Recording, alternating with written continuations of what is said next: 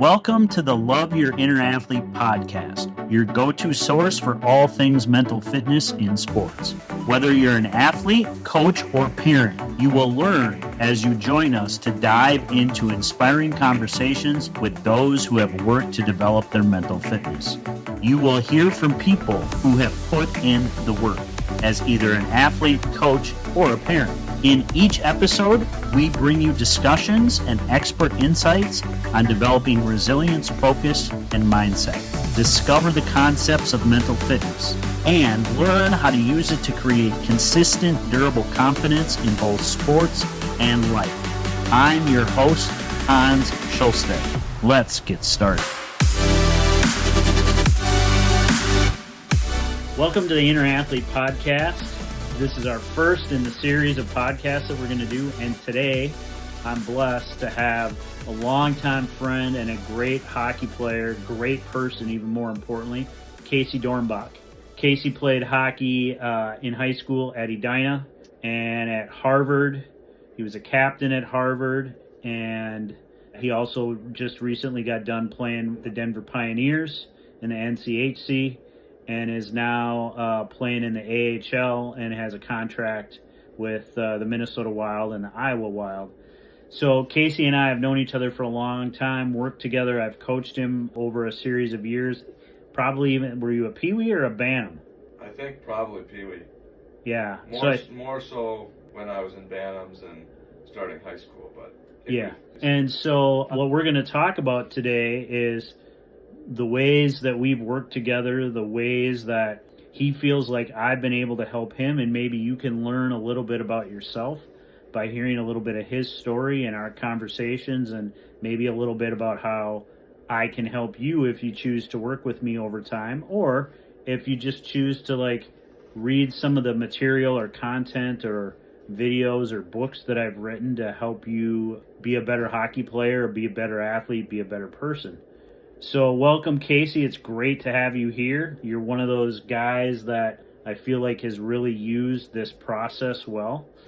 Tell people a little bit about what you feel like the valuable lessons are that you've learned in our time together. Yeah, thank you, Hans. Thanks for having me. Thank you for what you do, and we've known each other a long time.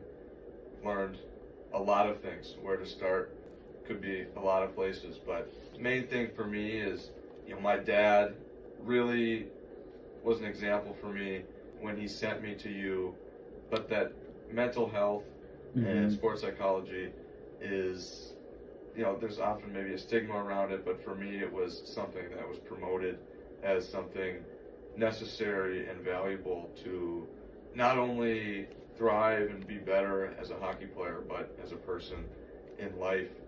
And when I look back to all the lessons that you've taught me, it hasn't just been in hockey, it's been in life too, whether it's been relationships, fulfillment, just anything. So I'm excited to get into some of those topics more specifically here today, and for those listening, maybe shed a light on some things or spark a thought, or just to share a little bit of my story and how working with you is.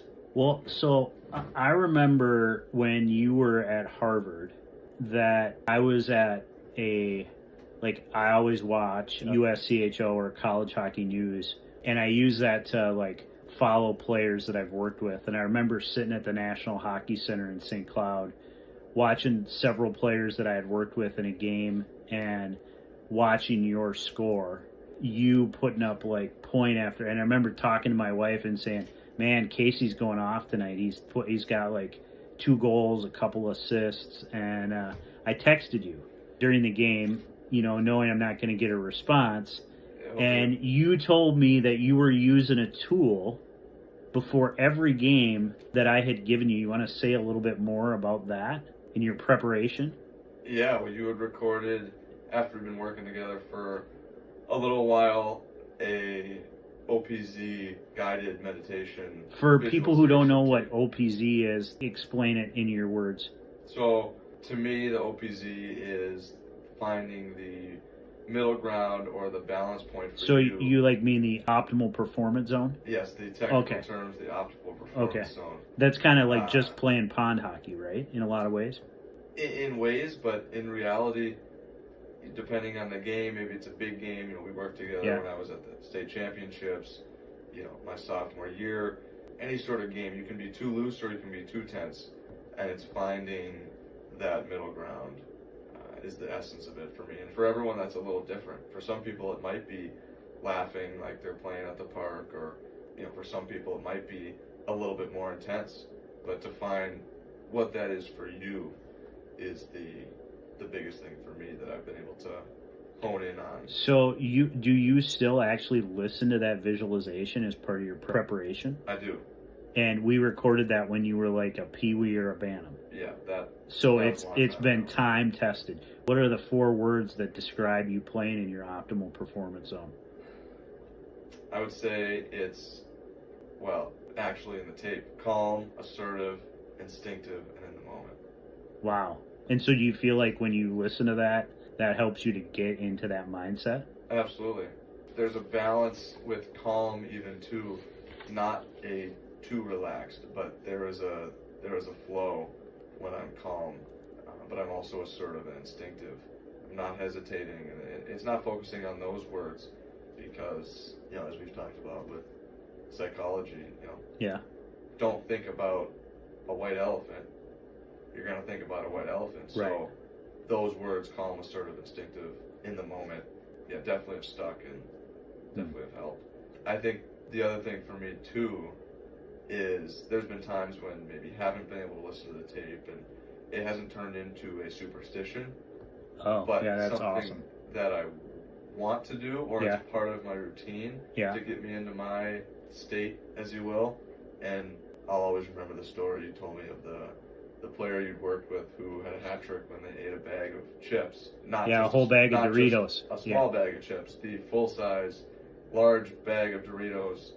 And not only is that not a healthy choice of chip for many reasons that I could go into, it's just not optimal nutrition before a game. And that turns for a lot of kids into something that they need to do that to have success. And Yeah. I think all you can do is give yourself the best opportunity to perform your best and to feel your best, whatever you feel that is. Some days it's different, Mm-hmm. but typically it's kind of in a little bit of a range.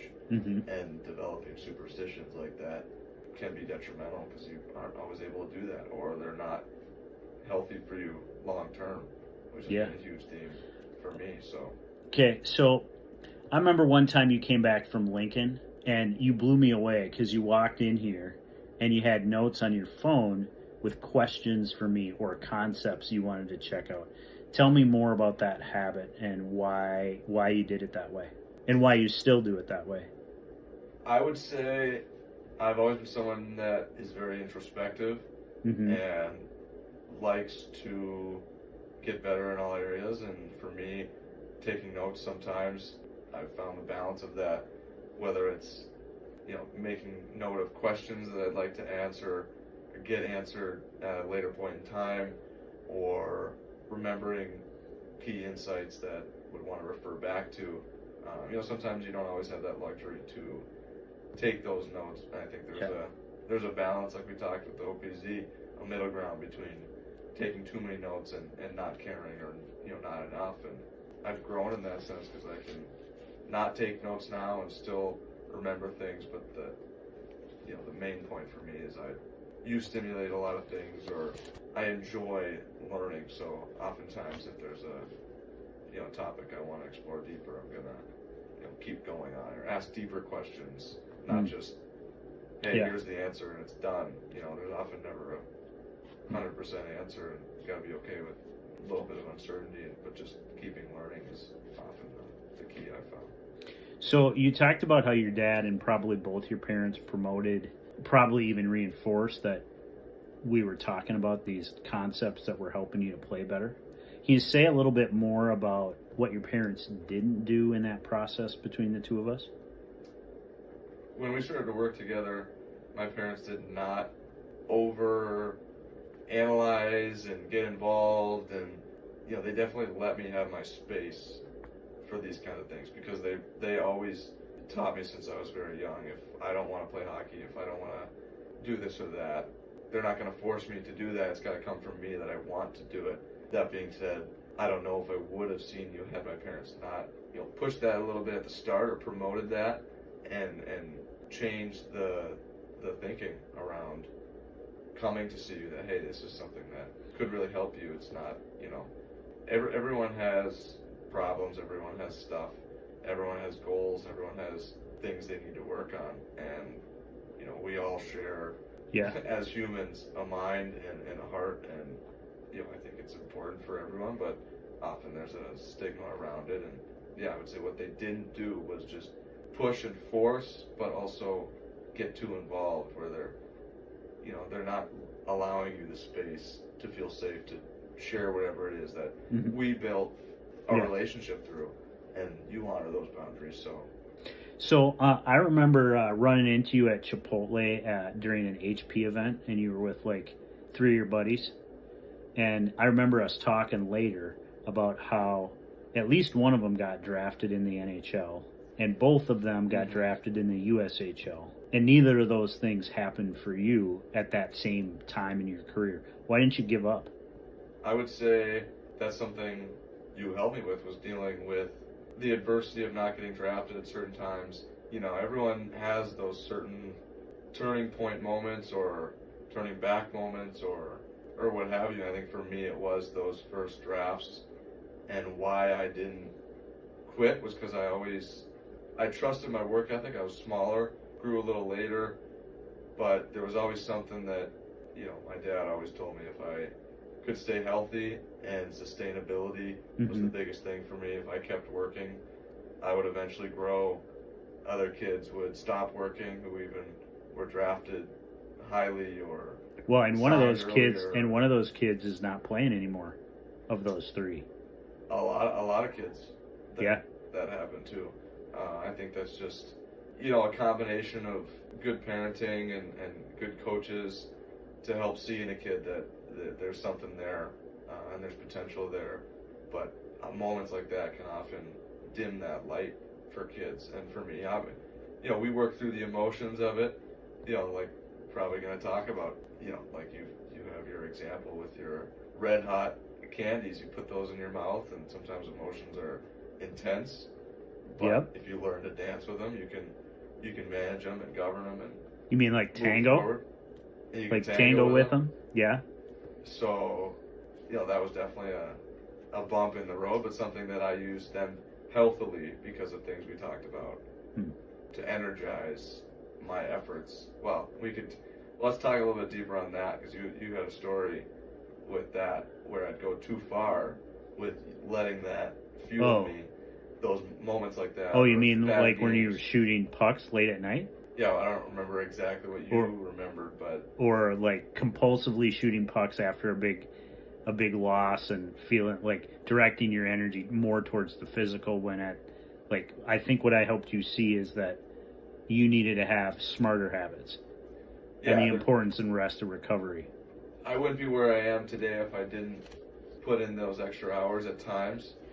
I think mental training is part of that for me, as well as shooting pucks or stick handling off the ice. I was super fortunate to have friends with sport courts at different houses or areas I could go and use space off the ice, but it would lead at times to staying up after a game, not sleeping, not getting maybe the right nutrition till later at night, that then is hurting my recovery for the next game or the next day, when that might not be the most valuable use of time. But you helped me see that you need to use that in a healthy way, not just discard it, or also not just let that be the primary source of your motivation.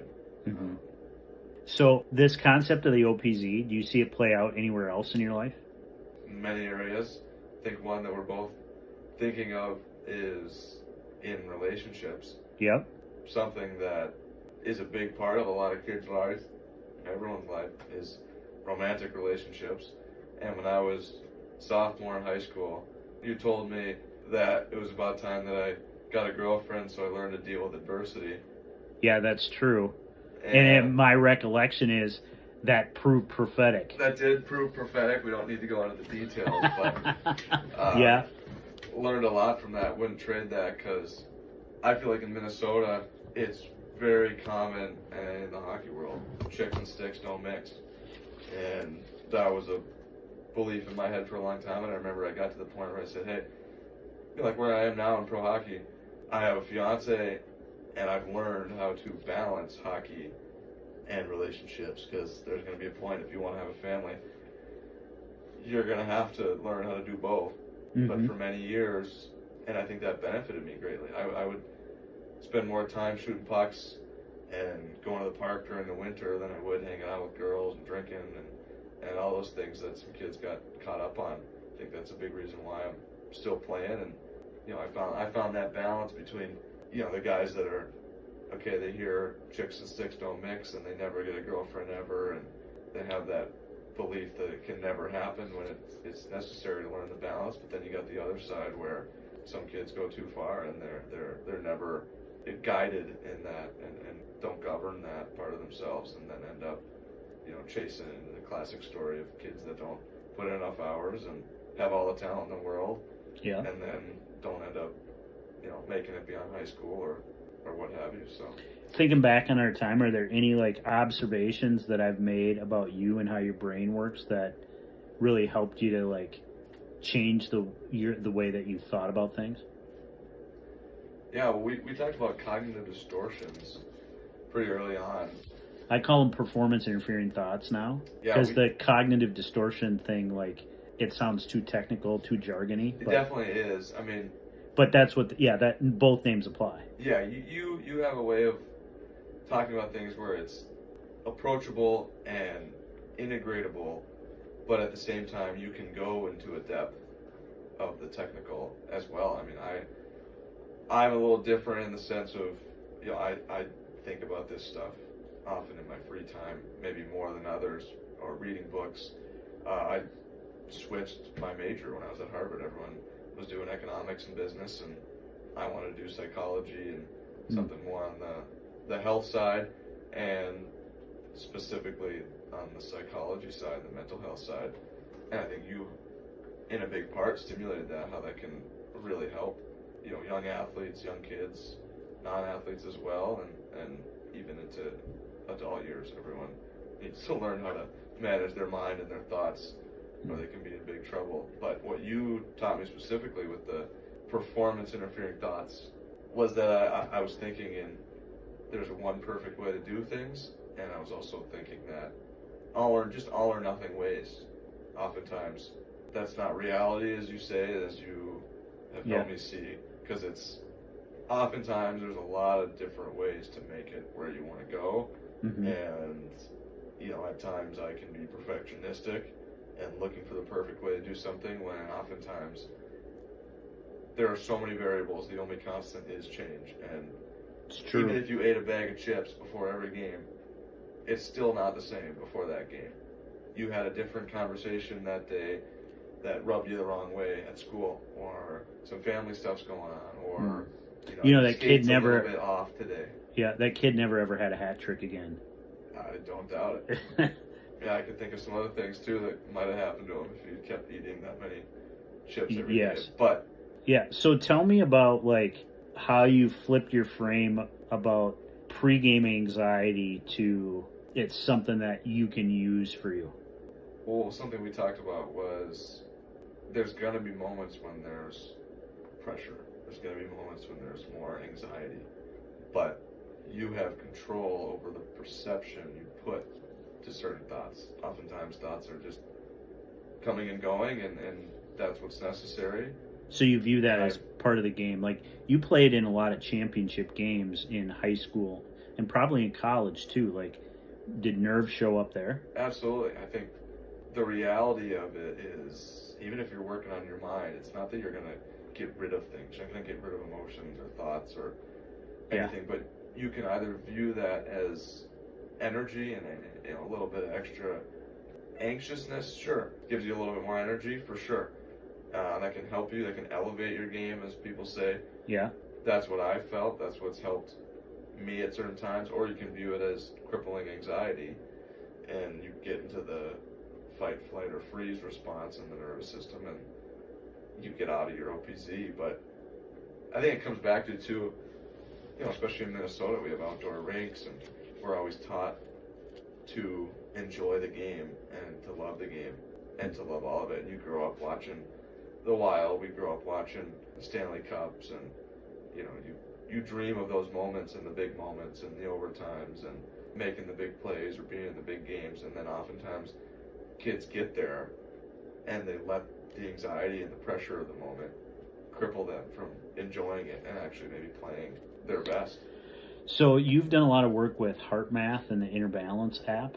Can you tell me how you've used that as a tool to help you with those big moments, or how it's been a tool that's helped you to be a better player, better person? Well, yeah, we've worked with the Heart Math sensor as well as some of your other neurofeedback devices that basically have taught me how to tap into the different states of my brain and when I'm connected with my heart versus when I'm, maybe scatterbrained or overthinking and anxious. It's cool with that to be able to see objective data in real time when you're, in the different states. I think it's grown a little bit to now more of a feel where just on a day-to-day basis I can tell, even without using that type of feedback, where I'm at and can feel my different state when I'm, again, back to the OPZ, if I'm too tense or when I'm out of it and too relaxed. A lot of athletes that I work with that use that tell me that one of the things that they've learned from it is that the most important part is getting back to the green or the high coherence or optimal performance state. Would you say that's the case for you? Yeah, that's kind of the key, right? The getting to the heart-brain coherence versus the, whether it's the beta or the different brain waves that are. So did you find that as you progressed through the levels of difficulty that it didn't really matter why you were in red or blue, the most important part was getting back to green? Right. And I found something I learned in school from a professor of mine, Ellen Langer, was that with the mind-body connection, and we've talked about it too, the mind and the body are the same thing. And where you put the body, whether it's changing your state or your energy, or everyone knows, if you just got in an accident or an injury, how are your thoughts going to be? Probably not very good. Or when you're hungry, your physical state, like the Snickers commercial. Yeah, your physical state can often be the trigger how you're thinking, whether it's thinking positively or when you're in the spiral negatively. And I think whether it's the Heart Math or just in general, for me, eating healthy has become a huge value because I've seen, for me to make it, be healthy and play as long as I want to at 26 years old now, whether it's my mental health or my physical health, both affect, my thoughts and my ability to be consistent and bounce back from things that are happening, or to think clearly when I'm with my fiance or with my family. And Heart Math, I see playing into that. Tell me a little bit more, a lot of athletes get stuck in this loop between who they are and what they're doing and keeping them, having a hard time separating them. Tell me, I know we've talked about that. Tell me more about your journey with figuring out how to balance those two things. Biggest thing is your identity is not what you do. It's who you are, and what you do. And what I do is, I'm a hockey player, but my identity is not tied to just being a hockey player. I'm more than that. And to be grounded in the psychological principles of having multiple identities, in a sense, that aren't dictated or reliant upon you getting a hat trick that night. I'm someone who, that's always going to piss me off, or having a bad game. I want to be better, but to simultaneously know that I am enough and I am loved and I am valuable as a person, while also being okay with wanting more, I think is the biggest dichotomy or balance that things we all have to deal with. Whatever we're doing, that we're not defined by just the numbers or how much money we have or if we had a good game or bad game or made a team or not, because I know if we had worked together, those down moments or not getting drafted, to have that self-belief to keep going even when those things happen, whether it's hockey or life. Yeah. So, as you know, like, I parent a young hockey player. What advice would you give now that you're 26? Like, what do you know now that you wish you had known when you were in 9th or 10th grade, or like going to juniors or going to play college hockey? Like, what do you wish, like in retrospect, you wish you had known that Good you question. want other young hockey players to know? Two things come to mind right now. One being learning how the brain works and how people's memory work is that you are not going to remember, and people around you are not going to remember every little thing you did wrong or you think you did wrong.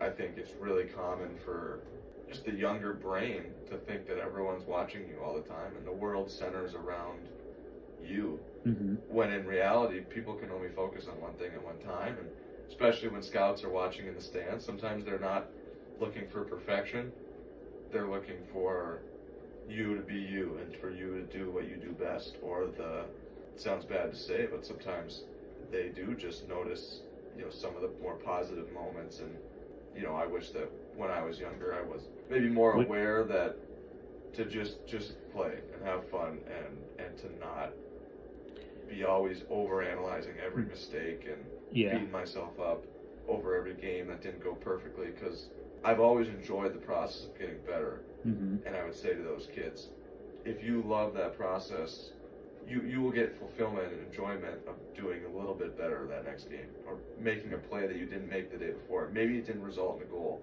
maybe no one saw it, but to just stay focused on what's important.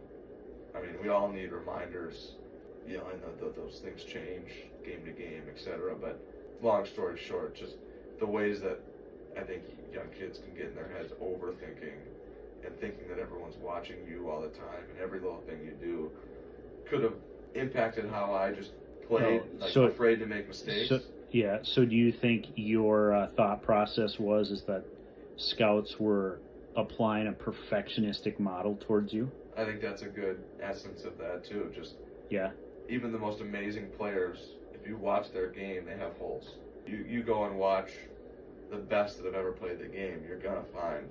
If you go looking for problems, you're gonna find them. And oftentimes, you're not being recruited just because you're perfect, but because you fill a role and you're doing something that's valuable.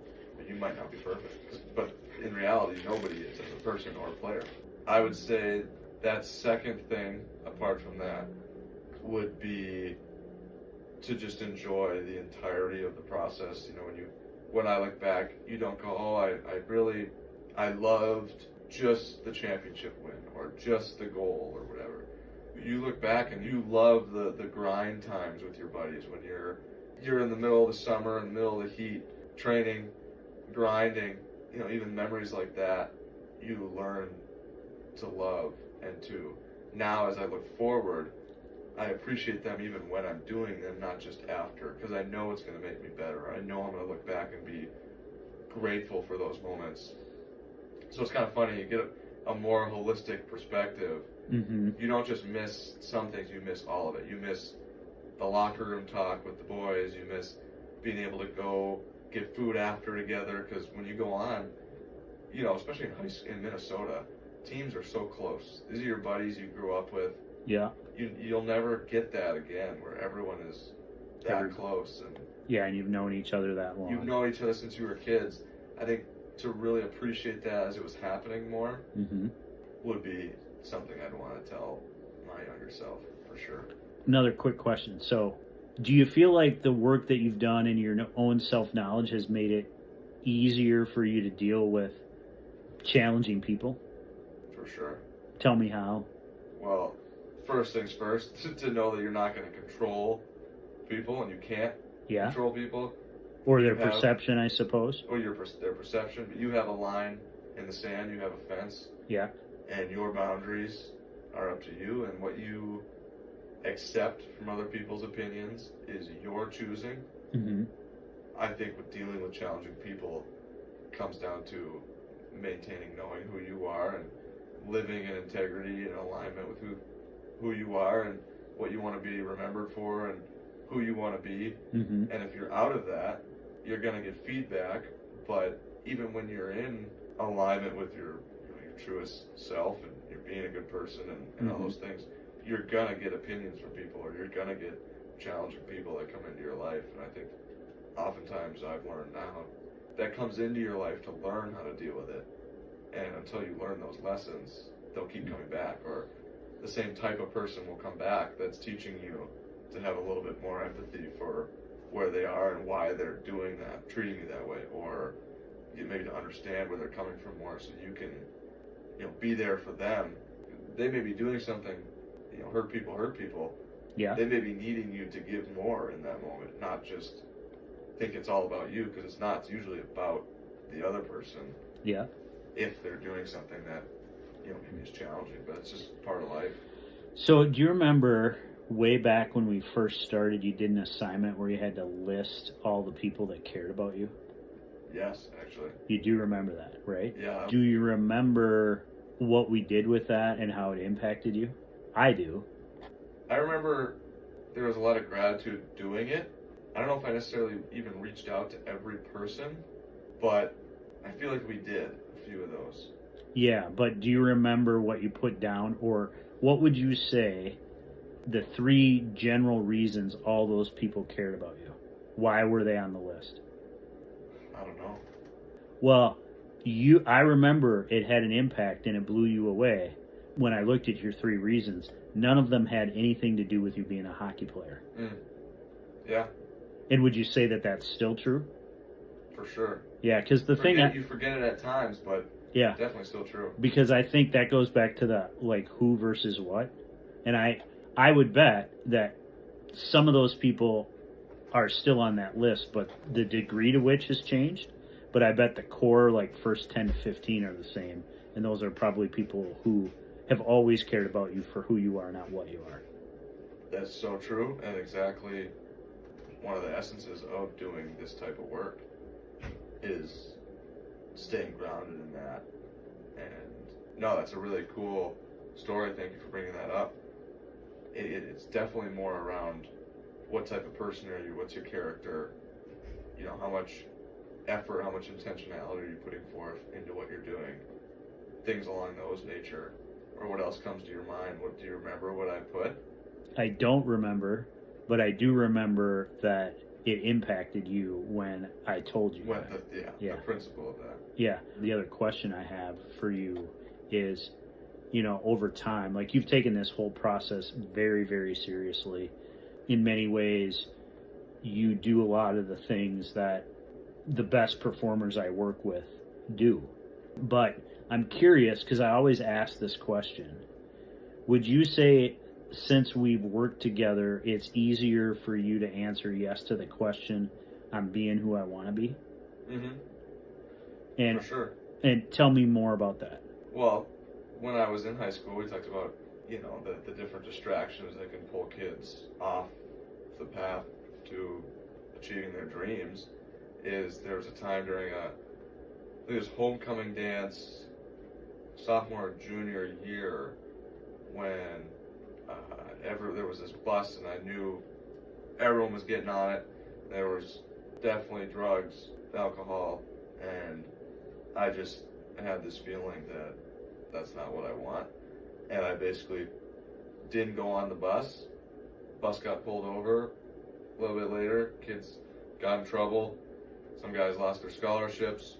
And from that moment, I knew I just wanted to beat to my own drum, whatever that was. If it was maybe not the cool thing to do at the time, I'm going to be who I want to be is super powerful. I definitely say yes to that question more.